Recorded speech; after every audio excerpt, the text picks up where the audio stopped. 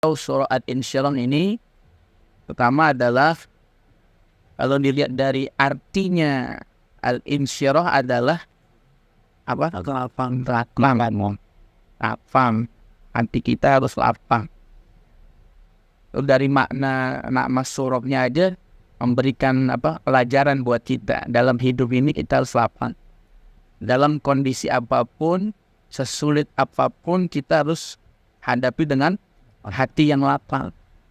Berapa banyak orang mendapatkan harta, hatinya tidak lapang, ya, sehingga dia tidak bisa bersyukur atas nikmat yang Allah berikan kepada dirinya. Ya, walaupun dia dalam kehidupannya diberikan serba cukup atau bahkan ada kekurangan secara ekonomi, tapi kalau hatinya lapang, insya Allah semuanya bisa disyukuri dengan baik. Kemudian di ayat kelima dan ayat keenamnya, ini adalah kalimat yang luar biasa untuk memberikan motivasi buat kita umat Islam. Ya, dijelaskan di dalam ayat tersebut, fa inna ma'al usri yusra. Maka sesungguhnya, ini hati-hati nih dalam menerjemahnya. Bukan setelah kesulitan ada kemudahan, bukan setelah. Kalimat yang benarnya adalah bersama kesulitan pasti ada kemudahan. Ketika Allah kirimkan kesulitan, Allah kirimkan ujian, ya, baik berupa kesengsaraan, musibah, cobaan apapun, Allah turunkan sekaligus adalah solusinya, kemudahan. Jadi bukan setelah kesulitan ada kemudahan, bukan, tapi bersamaan. Makanya lihat bahasanya ma'an. Fa inna ma'al, bukan ba'da. Kalau ba'da baru setelah. Ya, kalau ma'al bersama. Fa inna ma'al usri yusra. Maka sesungguhnya bersama kesulitan Allah sekaligus turunkan solusi kemudahan. Bahkan di ayat ke-6-nya dilanjutin lagi kan. Maksudnya diulang lagi. Inna ma'al usri yusra. Takkid, penegasan. Sesungguhnya bersama kesulitan pasti ada kemudahan. Artinya apa jamaah rahimahullah? Bahwa setiap kehidupan manusia punya ujiannya masing-masing. Betul. Yang kaya diuji dengan hartanya.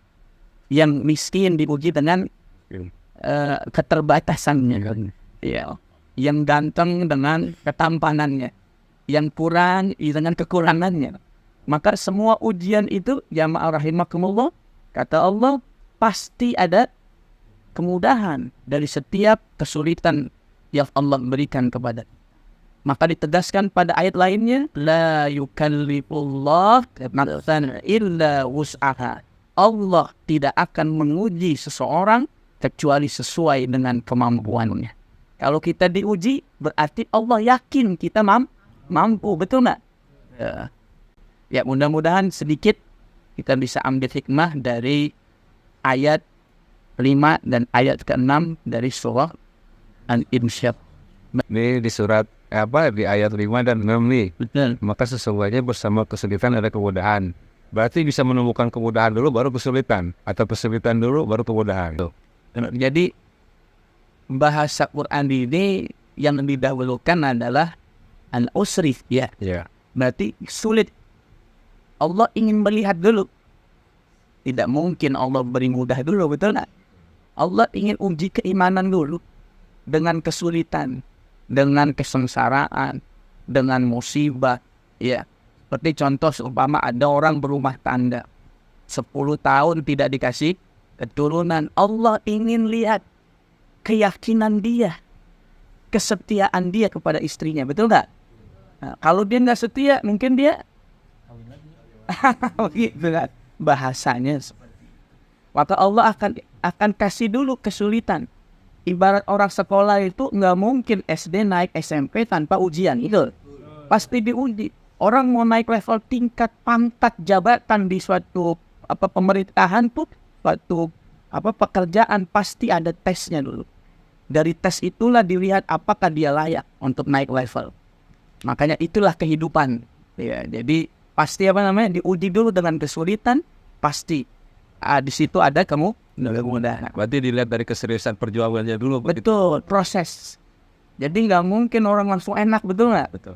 Orang sukses, orang kaya yang kita lihat sekarang itu mungkin dulunya mungkin dia sengsara, betul nggak? Prosesnya berat. Makanya jangan melihat hasil, lihatlah prosesnya. Jadi seperti itu. Beauty ya.